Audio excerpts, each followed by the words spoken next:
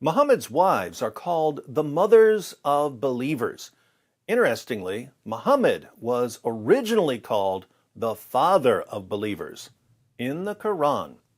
But you can read today's Quran until your brain turns into hummus, and you'll never find a verse that calls Muhammad the father of believers. Why did Muslims disown Muhammad as their father? Let's find out. Muhammad's wives are called the mothers of believers because of Surah 33, verse 6. The verse reads, "The Prophet is closer to the believers than their own selves, and his wives are their mothers."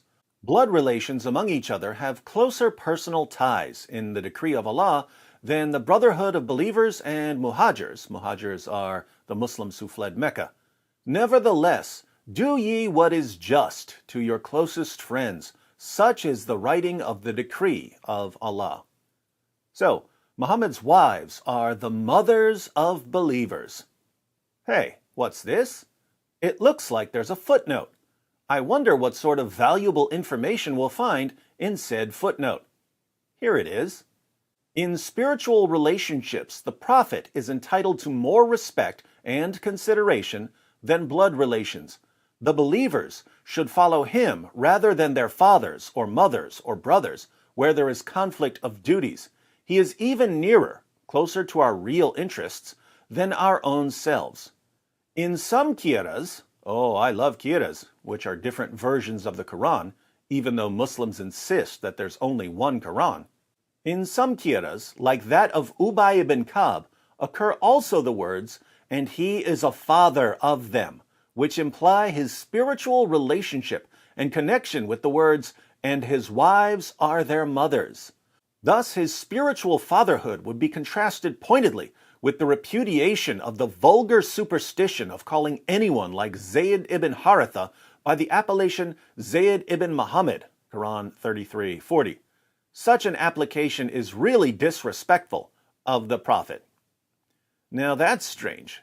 In some qiras, like that of Ubay ibn Ka'b, occur also the words, "and he is a father of them." Who was Ubay ibn Ka'b? Ubay is not some even average Sahabi. He is the Qari of the Quran. He is the master. So, according to some early versions of the Quran, including the version of the master of the Quran himself, Surah 33, verse 6 should say not only that Muhammad's wives are the mothers of believers, but also that Muhammad is the father of believers. And yet, again, the Quran we have today doesn't call Muhammad the father of believers. Now, we're going to look at another passage about this missing phrase, but notice which chapter we're dealing with. In my last video on the miraculous preservation of the Quran, we saw that according to Muhammad's chief Quran reciter, Ubay ibn Ka'b, more than 200 verses were lost from Surah 33. If we compare the Quran to a block of Swiss cheese because of all the holes in it, Surah 33 is the Swiss cheese of the Swiss cheese. It's the holiest and the cheesiest. Not only did hundreds of verses come up missing, specific phrases simply dropped out of the recitation. But some Muslims had better memories than others, so when they wrote their versions of the Quran, they ended up with Qurans that are different from today's Quran. Here's more on the story from Abu Ubaid's Kitab Fada'il al-Quran. Abdul Ghaffar ibn Daud related to us from Abu Luhaya, from Ali ibn Dinar, from Khalid, that Umar ibn al-Khattab passed by a man who was reading aloud from a codex, "The Prophet is nearer akin to the believers than they are themselves. His wives are their mothers, and he is their father." Surah 33, verse 6.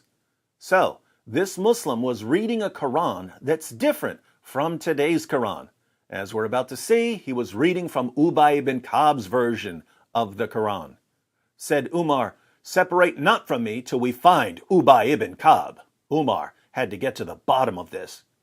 When they came to Ubay ibn Ka'b, he said, "O Ubay, may we not hear how you recite this verse?" Said Ubay, "It was among the things that dropped out." More than 200 verses were lost from this chapter. Ubay says that the phrase, "and he is their father," was among the things that were lost from the standard Muslim recitation. Said Umar, "And why were you away from it then? This is hilarious. Where were you when that part was mysteriously disappearing from the Quran?" Said he, "There kept me away from it what did not keep you. So it dropped out for you, but not for me, because I have a better memory than you."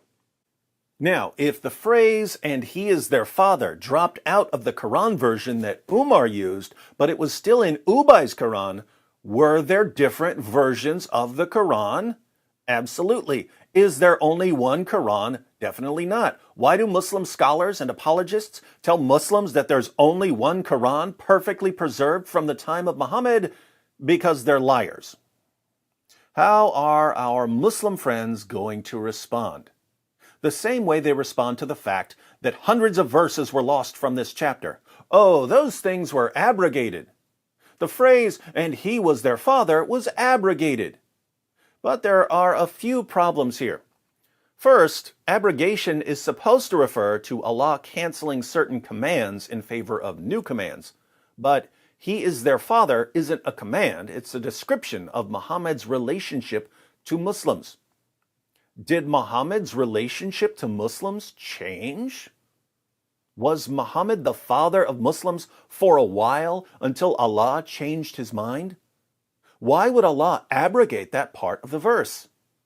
Why did Allah want Muslims to have mothers but no father? Second, here's a question for Muslims. Is the phrase, "and he is their father," along with the 200 plus verses that were lost from this chapter, a part of Allah's eternal tablet of the Quran? If you say that they aren't in Allah's eternal Quran, then you're saying that hundreds of verses and certain phrases that aren't in Allah's eternal Quran were temporarily added to the earthly Quran, but were eventually removed. If you say that they are in Allah's eternal Quran, then you're saying that the Quran we have today is incomplete. Muhammad is the father of Muslims in Allah's eternal tablet, but he's not the father of Muslims in the Quran Muslims have today. How sad that today's Quran doesn't show Muslims their true relationship to their prophet. Frowny face. Third, notice that the early Muslims were extremely confused about what's supposed to be in the Quran. Umar brings in Ubay ibn Ka'b because he has no idea why Ubay's Quran has different words in it. Ubay has to explain to him that the phrase, "and he is their father," somehow dropped out. Umar and the other Muslims around him don't seem to remember the original version. But if so many Muslims were memorizing the Quran, wouldn't they remember the original wording? And wouldn't they remember when part of it was abrogated? This destroys the Muslim myth that the collective memory of the Muslim community can somehow guarantee the perfect preservation of the Quran. Muslims didn't come close to preserving the Quran accurately until they started writing it down and burning variants, and even then, they didn't do a very good job. So, once again, Muslim sources obliterate a Muslim myth. But instead of getting mad at their scholars and apologists for lying to them, Muslims will get mad at me for exposing the lie.